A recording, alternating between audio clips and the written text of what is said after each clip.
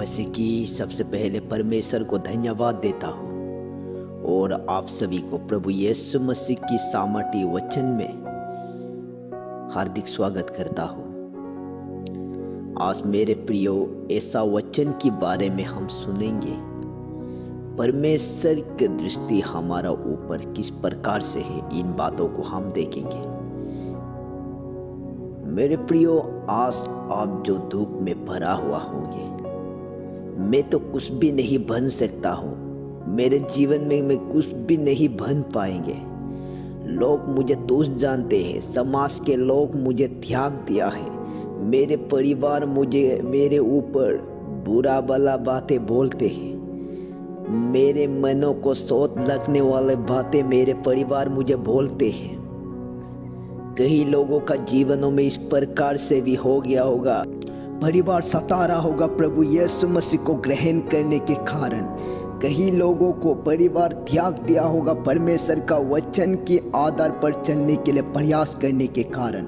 लेकिन ऐसे बातों को लेकर आप चिंतित में नहीं रहना है, ऐसे बातों को लेकर आप दुख में पड़ने की जरूरी नहीं है, क्योंकि ऐसे लोगों के साथ में प्रभु यीशु मसीह होता है, ऐसे लोगों के साथ में पिता परमेश्वर होते हैं, ऐसे लोगों के साथ में पवित्र आत्मा होते हैं। लोगों के त्यागा हुआ को परमेश्वर अपनाते हैं, लोगों के तुच्छ जाना हुआ को परमेश्वर बहुमूल्य समझते हैं। हम दाऊद राजा के जीवन में देखते हैं, लोगों के दृष्टि में वो सर्वहारा था, लोगों के दृष्टि में वो बालक था। लोगों के मनों में इस प्रकार से सोचने लगा, ये तो बालक है, ये इस्राएल को कैसे राज्य कर पाएंगे, इस्राएल को कैसे ये चला पाएंगे। लेकिन परमेश्वर का दृष्टि में शक्तिशाली इस्राएल के राजा था वो। और हमें सारा का जीवन में भी इस प्रकार से देखने को मिलते हैं। उनको लोगों ने वंश के रूप में देखा, लोगों के दृष्टि में वो वंश स्त्री था। लोगों ने उनका ऊपर निंदा किया होगा, उनके पड़ोसियों ने उनको निंदा किया होगा, समाज के लोग उन्हें निंदा किया होगा, यहाँ पर उनकी सहेलियों भी उनने निंदा किया होगा। ये तो वंश स्त्री है, कभी भी वो बच्चा पैदा नहीं कर पाएंगे, इस प्रकार से उनके जीवनों में भी बोला होगा। लेकिन परमेश्वर की दृष्टि जो उनके ऊपर जातियों की माता के रूप में परमेश्वर ने उनको देखा, इसलिए अपने आप को सीमित नहीं करना है। प्रभु यीशु मसीह का योजना आपके ऊपर आपकी सोच से बढ़कर है, आपकी समझ से बाहर है। हम यहाँ पर मैथ्यू चैप्टर 21 का 1 से लेकर 11 तक देखते हैं। यहाँ पर प्रभु यीशु मसीह यरूशलेम पर आने के लिए करते हैं। उसी समय वो राजाओं का राजा प्रभु यीशु राजा यहाँ पर घोड़ा पर सवार होकर नहीं आते हैं, लेकिन जिनको लोग तुच्छ जानते हैं, जिनको जानवरों में से मुक्त समझते हैं, जब बच्चा स्कूल में फेल हो जाता है, जब बच्चा मुक्ता का काम करते हैं, ऐसे लोगों के ऊपर ही गधों का नाम को लिया जाता है।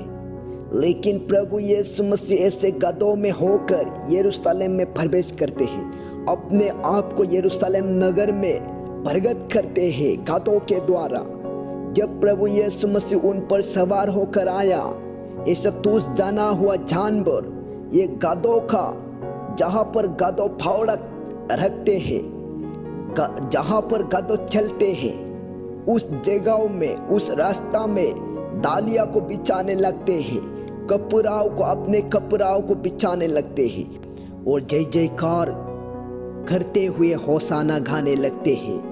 आज आपको तुच्छ जानने वाले समाज के बीच में, आपको सताने वाले परिवार के जीवन में, आपको त्यागने वाले परिवार के जीवन में प्रभु यीशु मसीह अपने आप को प्रकट करना चाहते हैं। सचमुच लोग आपको देखकर, समाज के लोग आपको देखकर, परिवार के लोग आपको देखकर, उनके मनों में ये विश्वास आपके द्वारा आएंगे, जिस पर ये प्रार्थना करता है, जिस पर ये उपासना करता है, जिस पर ये विश्वास करता है, वही सच्चा ईश्वर है, वही सच्चा खुदा है, वही उद्धार करता है।